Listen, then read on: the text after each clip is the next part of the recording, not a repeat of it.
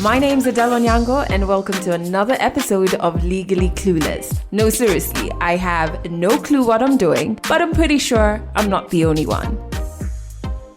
Hey you, welcome to episode 145 of Legally Clueless. Thank you for rocking with this podcast. If this is your first time listening to any of our episodes, welcome. Remember, our audio episodes go out every Monday and we're currently in season 2 of our video series, so those episodes go out every Friday. But I've jumped ahead, first and foremost.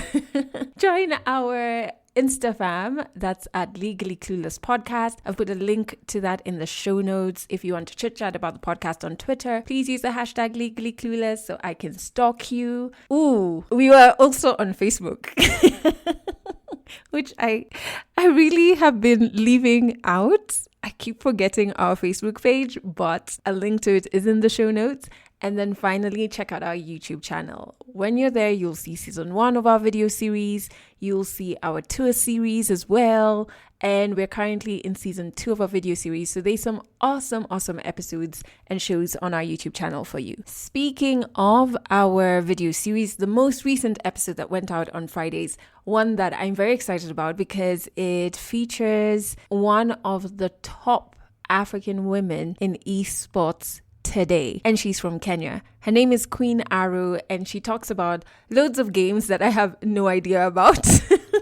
But it was so insightful to learn more about esports, learn more about what athletes in that space do to get ready for tournaments, etc. And she's just a really fascinating person. So head over to our YouTube channel to listen to watch Queen Aru's story. Okay, back to this episode. This is what's coming up. My dad got a transfer to Homabay now because he was working there. But we are from there, Akuku family. Yeah, so we lived there for some time with our very many grandmothers and mothers. For people who don't know who he is, he's a guy who managed to keep a lot of women very well. Well, very many. Can't even really tell you the exact figure. So from the many women, our mother was among them. It's really difficult to really pick out who your cousin is right now. But we have a few times in the year when maybe we go back home and the people who can manage to come to the get-togethers come around and you meet. So we're going for tea, the tea break thing, and the high school tea is not really tea, it's just hot water. So you go fix your tea. Then somebody accidentally slipped their mug. Then the whole hot water came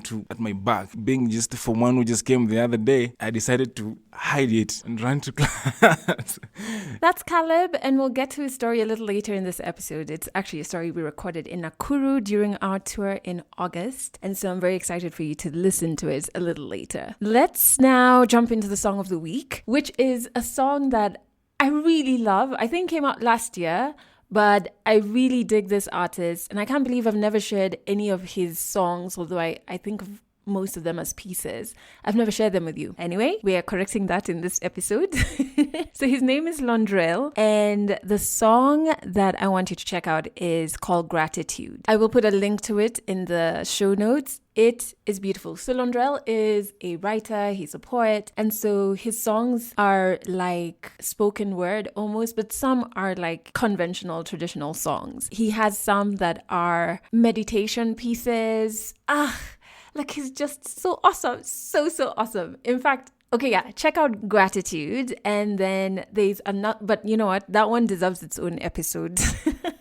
So for this episode, just check out Gratitude. I think it's wonderful. It leads me to my next point that I wanted to share, which is, the only thing on my gratitude list this week is just being grateful for life. Whether in that moment life is weird, has patches of darkness or uncertainty, has a lot of stress.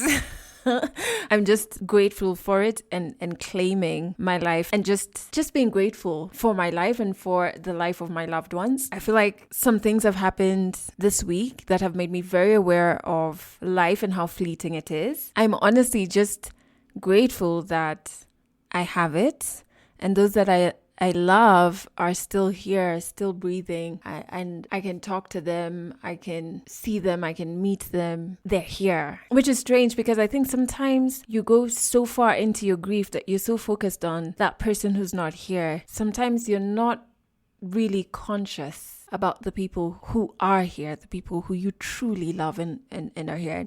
And in my case, honestly, I live a very like small life in the sense that not kobaya, but in the sense of the people around me. And that's something else I want to talk about. But like when I say the people I love, they're not so many. And I like it that way because then I can truly and deeply love them and communicate my love to them without feeling stretched. And I always say this, there's no one that I love who has doubts on whether I love them. And that's something I'm very conscious about. And so yeah, I've been thinking about that for a better part of the last couple of days. But going back to having a small circle, man, I was just talking to, again, another person who's so dear to me yesterday about how after I turned 30, a lot changes, right? I'm 32 now. I'm going to turn 33 in February. And yeah, I slid that in there. So if you want to throw a gift my way, holla.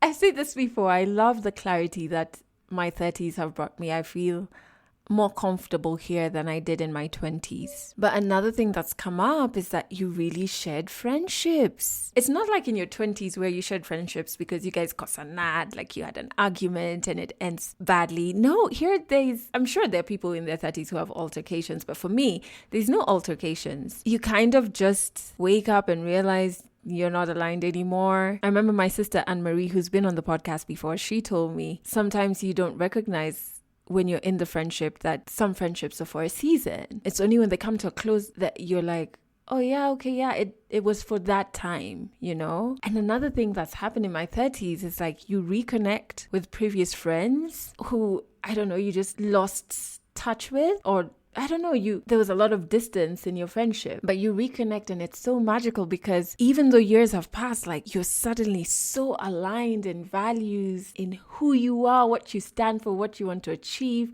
30s are something, you know? And I keep telling myself, like, if 30s are like this, man, when I turn 40, like what awesomeness is awaiting me there, you know? Okay, moving away from that into this week being Christmas.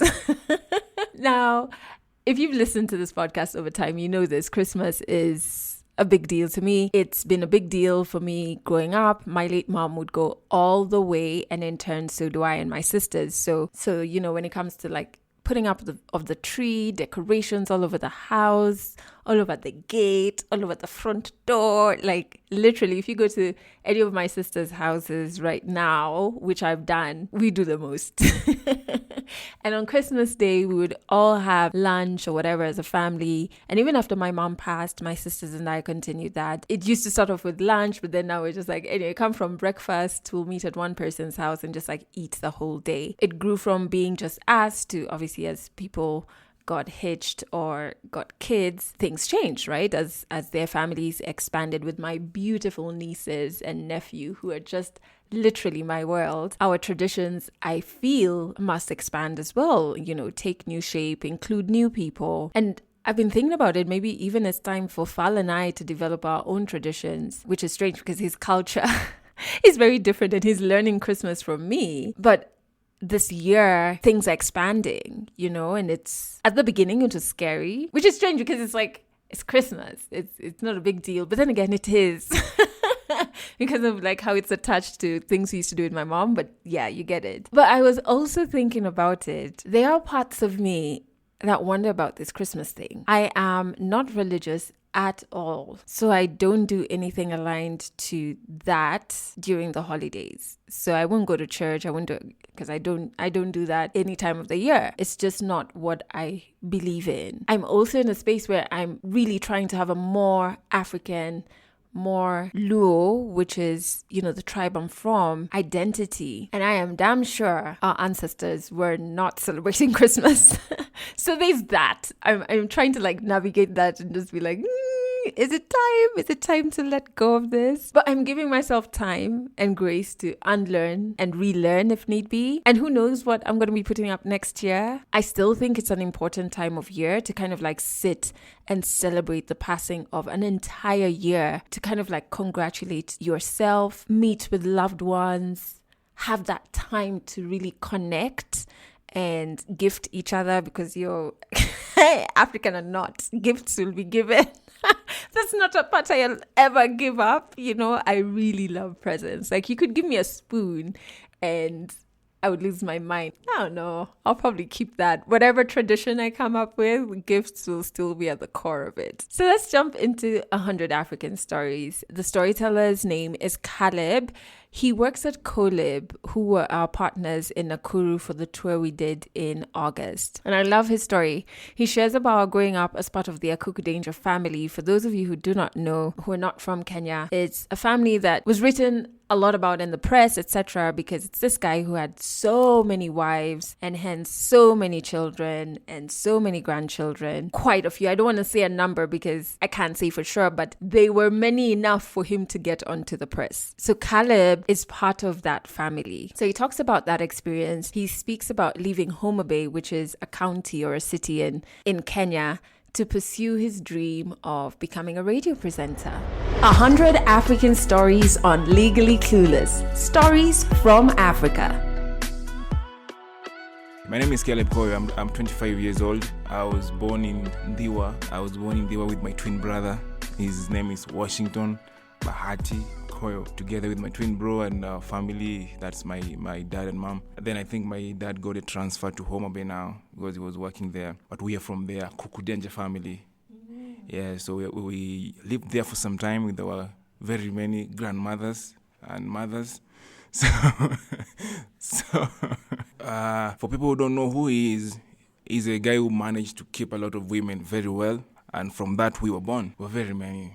I can't even really tell you the exact figure, but there are very many. Some of them are still there right now. So from the many women, our mother was among them. So we're here now. It's really difficult to really pick out who your cousin is right now and who your cousin is not. But we have a few times in the year when maybe we go back home.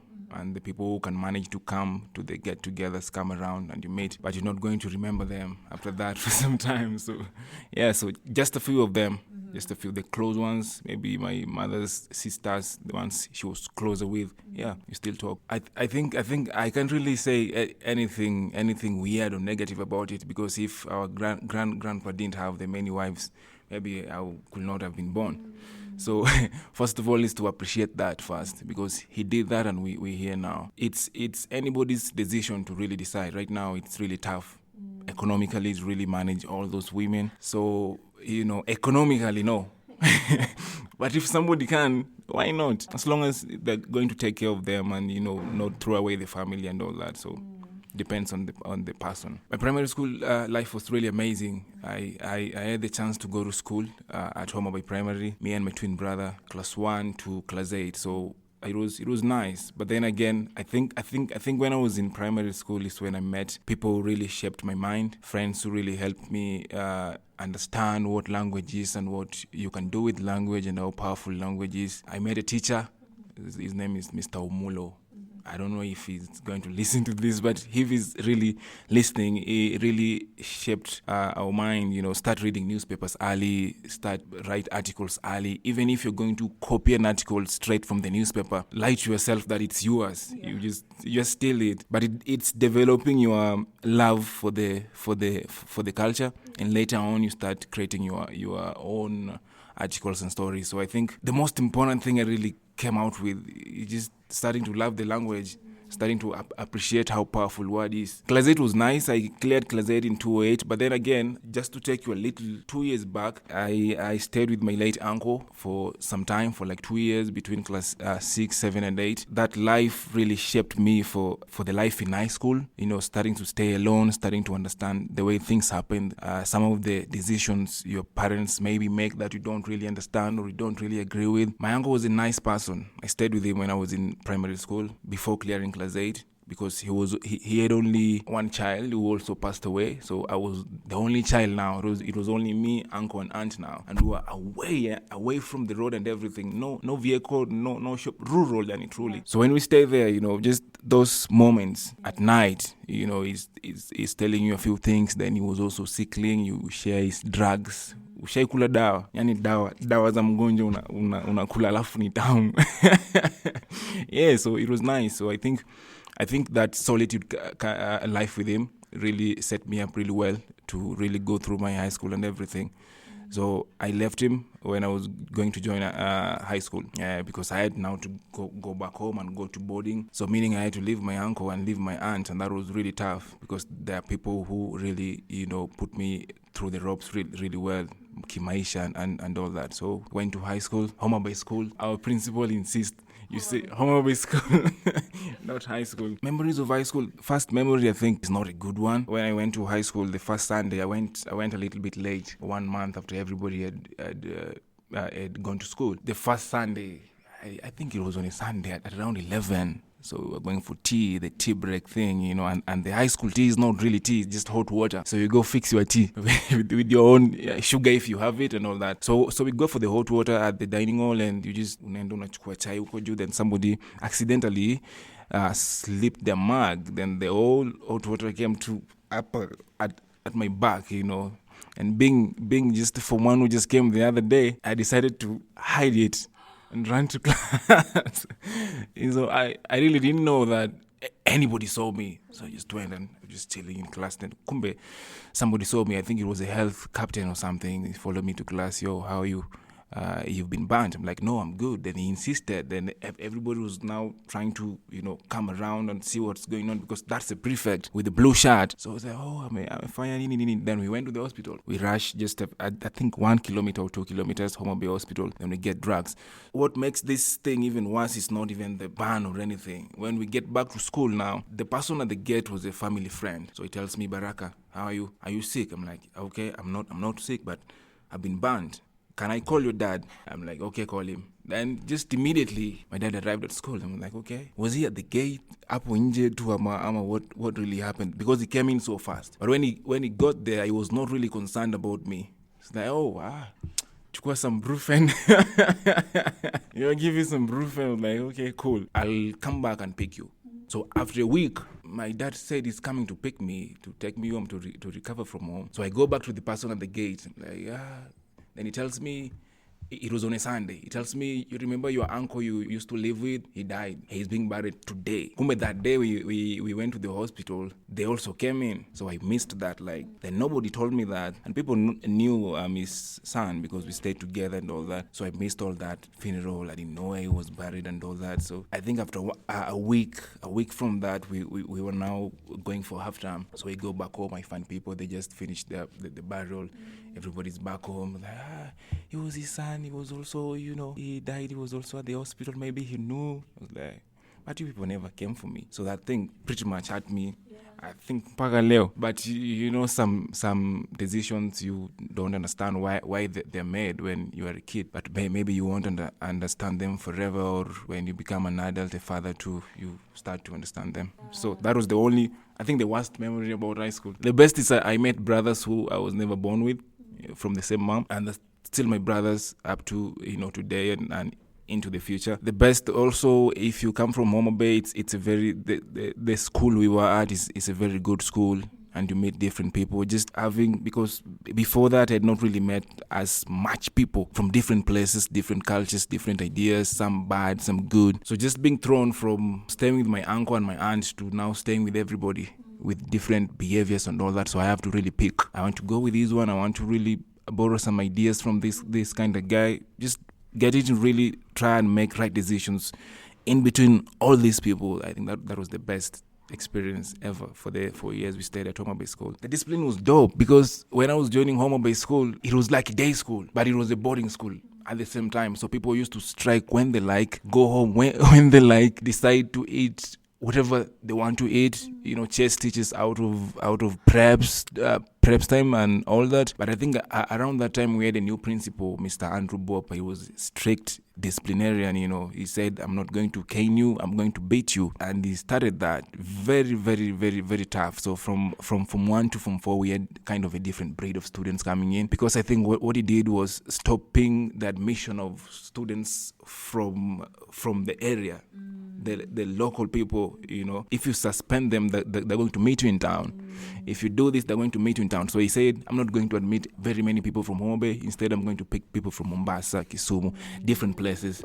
So I think that changed because the mentality was now fresh. A lot of people are not from here now. So the parents didn't understand what he's doing. But very many years after leaving Homabay School, I understood what he was trying to do. So the discipline was really tight at the beginning, but we really understood and we really appreciate what he did. In high school, I really just wanted to write. I really wanted to write because when I was in primary school, I started reading a lot of articles. My dad used to buy me newspapers every day. You just forget about food. As long as you have the Daily Nation or the Standard, you just get it. So in high school, I just wanted to write. I just wanted to put out a book or something. I wrote a lot of articles, Kobasha Flani, shared them with my brothers who I met at school. So when I was leaving high school, I just wanted to write.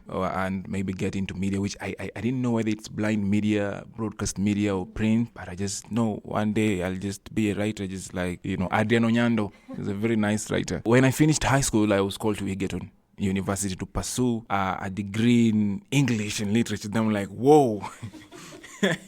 But because you come from a family who are able, but they ain't just in a position to take you to a private university to do whatever you want to do. So you have to take this one for them. So you have to, it's a new life. Everything is new. You have to wake up for a course you don't like. Just wake up for 4 years. Like that. Most depressing thing because it's not upon you. There are a couple of people looking at your family and you, because also you know where you're coming from. So the only option you have is to like whatever you have at the moment. So, but even if you're trying to like this and you actually eventually liking it, at the end of the day, you have to try and, remember the day one dream. I always wanted to be a writer. I always wanted to do this and that. So you kind of start finding your way. Remembering the days you fell in love with whatever you wanted to do at the beginning. So when you pursue this one, then you also trying to figure the other side of you at the same time, just to find some balance. About the course, just waking up to stuff I know I'm not gonna use in the next 5 years or in the next 4 years. Of course, I made really nice friends, lecturers and course mates and all that. They're my brothers. In the morning, you wake up to an English class. That was not much of a problem, but when you wake up for an Ed4 class, education, management, teaching practice, you're like, okay, we just have to go for this one, but it's life. This is the first time I'm leaving Homabay after 12 years. Now, that's a different weather, different everything. And then there's, the stereotypes. It's like when you go there, those people are like this, so you're scared of everyone. Yeah. And you almost likely to judge everyone you meet. Like, you're just marking everybody. Yeah. They can do this. Oh, they can. Then after months, you just realize these people are nice. Yeah.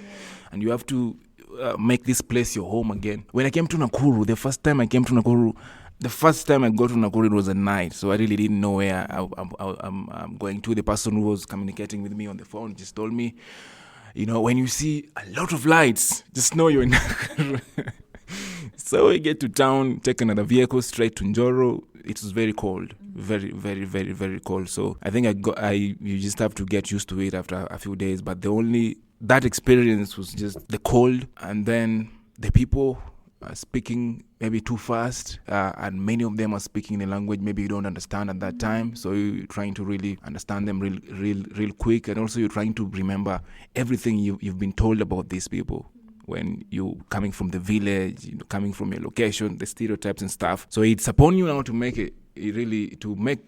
your mind to study these people and really find out whatever they told me at home, is it really true? So you find out it's false. When I was coming from home, like those people, they said, because we are filming this in Nakuru, Rift Valley, and like I said from the beginning, I'm from the lakeside. So my grandma, who is 100 and something years old, she believes totally different stuff about these people. They say they are, I don't know if it's good to say this, they say they're too difficult to trust. They say they are most likely to go away with your stuff, They say when you go to Nakuru now, I know you're going to be staying alone. Maybe you'll meet a girl. She's going to do this, and that to you. Don't bring back a girl from that place, Just go around, but not there. And then when you come to Rift Valley, the first thing you do is to fall in love with a girl from here. And you're like, Like, I'm sorry, grandma. Then I think it's now just try to change that narrative. Just try to show them that these people are nice because they are. It's you because they have sent you now away from home. So if there's anything that they believed in that's not true, it's you now living with these people. It's you now to try and show them, there's really nice life this side too. Life is not just about you at the lakeside. In 207, 208, when I was staying with my uncle, he gave me a small transistor radio, and the only station we could listen to was TBC, Tanzania Broadcasting Corporation. I remember I used to listen to Salim Kikeke at night, Dira ya Dunia. That was the only station you could listen to at night. Away from that, there was Ramogi, Skiza Mchana with my uncle and everything. But I loved TBC. So we used to chill in the evening. I had a bed that was also a seat. At night, it's a bed. So we take it out and chill, listen to TBC. It tells me a couple of things. So I figured out I really love this thing. I really love radio, but I was not really specific. Mine was just I want to write. But sometimes you really don't know you're missing something until it's here. Like, okay, I needed this too. When I go to college now, I met a friend. Her name is Emily Mbai. She's an amazing girl. So she had the same interest as well, and she was on a different course. So like, Emily, you want to do this? Okay, nice. So how do we do? So we were on long holiday. Then Emily recorded a demo. I think she was listening to one of the radio stations. I can't say the name. Then she recorded the demo. Then she sent it to me. The demo, she did the demo at around 11, the mid-morning shows. When I listened, I was also at home with my brothers and everyone. So she sent it. I listened. I'm like, yo, you're so dope. This is nice. So I had to record mine because we were working on creating something together. So I had to leave my brothers in the sitting room, go to the bathroom, and record my first ever demo on my phone. So I did. I sent back the demo on WhatsApp. She looked at it. It was nice. Then when we came back from from holidays, we started looking for the people who are dealing with the campus radio station. It gets on Radio 101.7. Luckily enough, we met Kyoko. His name is Kyoko. We had a few meetings. Then he gave us our first radio gig. The most complicated part of this story is just we didn't know anything, how anything works. So it was like, okay, because you people are learning a Tigeton, then this is Tigeton radio. Why not? Kujeni Wednesday, Saturday. I'm like, so Emily was the one who was supposed to host the show. Then I co-hosted it. So we didn't know which fader is the microphone fader, the music. So we were just there on Saturday. It's a weekend. It's a campus radio station. Everybody went home. So like, okay, Emily, now it's 1 to 4 p.m. and it's 12:50. So you've already told your friends. Day one, it's only your friends who are going to listen to you before you build an audience. So I remember the first time we went on air, we didn't really put off the microphones. So when we did the first link, Emily was like, yo, and then she had a lot of bangles, corners, they were shaking. We didn't know. And somebody texted like, yo, Caleb, I'm Jazima Mike. What the rat? So that was the first experience. At the show was called Vegas Tempo, a youth show, music, culture, and all that. But I think after the first day, now the following weekend, started getting used to it. Then from that, the career grew, moved to another station, moved from that station. Me and Emily Mbai stayed at Tigeton Radio for 1 year and something. Then after that, it's not commercial. It's like a learning unit of the college. So there's some things that you cannot do on a community-based radio station that you can do commercially. So we said, I think it's time, because we have trained enough and we're really passionate about this thing. It's time we tried going commercial a little bit. Then I remember at that time, I used to chill and listen to a couple of radio stations in Nakuru, and I was just, Hero Radio is doing good. So for me to really step up, I have to join these people. Me and Emily, we have to join these people. We tried a couple of times. They turned us down terribly, but all good. Then Did they say why? They don't tell you why, but they just give you hopes, like, send us the demo. Send us the mail. Oh, tomorrow, come back. We need this. And then, you feel like tomorrow it's happening, When you go back to the station tomorrow, it's another hurdle that you have to sort. But it finally happened. One day they were hiring. They said they are renovating the studio. I was like, okay, now they're hiring. So I told Emily, all of us must apply for this job so that ukikosa, if you miss that chance, I get it. Yeah. If I get it, you either way, one of us must be on this job, and if one of us gets it, it's ours. Mm-hmm. So luckily enough, Emily got the job. She joined. Then I was still out. After some time, what really happened is that she also felt like this is not the right place for me to be. I have to look for somewhere else. We went for auditions at Milele. Nairobi. Then we found some nice 1,000 people waiting for the same job. Yeah, from everywhere with their papers. Like, yo, even some people who are already on mainstream radio were here for audition. Emily, I don't care right now, but nimeangalia all these ladies who are here for this audition. Nobody's like you. If they're looking for a female radio personality, it has to be you. Luckily enough, we auditioned, and from the 1,000 people, only 10 of us really got to record our voices. So we did. Then after a week, Emily got the job. Then she did the breakfast show with Media Max for 7 months. Some other nice bigger people came and took her job too. So yeah, so that happened. That time I'm still off air because I moved from the campus station. I'm trying to step up a little bit. And Emily tells me, how about Hero? Can you really go back? Can you go to Hero? She knows the way the place is. She feels like it's not the right place for me right now because of the stories we are sharing, the dreams, the aspiration, and whatever. She needs me to be with her in Nairobi because that is what she feels about me. But I tell her, it's fine. Then the following week again, she sets me up with another person from the station. We talk, we meet, the vibe is okay, we agree, then they throw me on the drive. So I joined Hero again, 2018, January. I did the drive show for 6 months. Then I felt like it's okay, it's good. We've created the best drive show with Kate Vobik and a friend of mine called Super Hooker, and that was amazing. Then I tell them, I think I'm under the shadow of Kate so much, under the shadow of Hooker so much, because Kate is big. I don't know if you've heard her stories. So I need to create something on my own from scratch. And because I was good, they tell me, okay, what do you have in mind? So they listen to me. I create my own show now from 12 to 3. They change it again. They add me more hours. Then now this is mine. I do it for some time. From 2018, I finished the whole year. I get my first ever nomination. I'm like, okay, I did something really dope, like nice.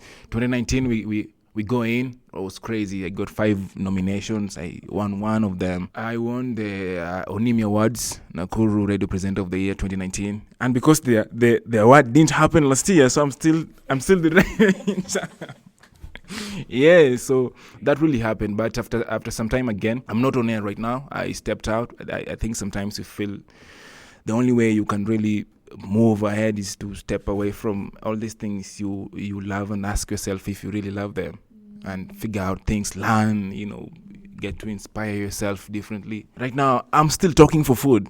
I work with Koilib Center as their call center agent. So anytime anybody calls here, they will always find me picking their calls and speaking with them. Of course I have to. I really want to go back. For my uncle who gave me that small radio. And for me, I think I will always remember to defend the promise I made to myself, I made to Emily, because we began the journey together and my uncle. I really want to get back. I know what I can do right now. I know how I can do it. I'm learning the ropes from different people who are more successful. So I just don't want to go back for the sake of going back. Even though right now I'm a correspondent to another radio station in Nakuru, but it's not on a full-time basis. Like you're there every day. You just do your 2 hours to 1 hour, then you're done. It's not a full-time contract or anything.